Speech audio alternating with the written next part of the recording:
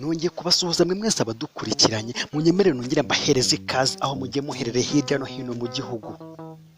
Abari hanze y'igihugu namwe simbirengagije, namwe muhaye ikaze. Ikiganiro ni Madizone ugitanga, ndetse ikiganiro cyitwa Imbarutso y'Ubuzima. Aha ngaha urasobanurirwa neza amabanga akomeye cyane y'ibimera n'ibinyabuzima dufite hano ku isi n'uburyo bikoreshwa, ibyinshi tukabikoresha mu buryo bw'imirire ya buri munsi. Aha urasobanurirwa uburyo bukomeye cyane n'amabanga akomeye cyane akoreshwa kugira ngo ibimera bigerweho ndetse tubitunge nk'uko tubitunze nk'ibyo kurya.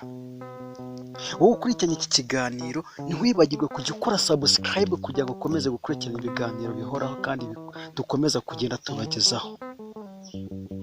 Ubuzima bwa buri munsi, ibyo turya bifite agaciro gakomeye cyane, ingaruka mbi cyangwa ingaruka nziza.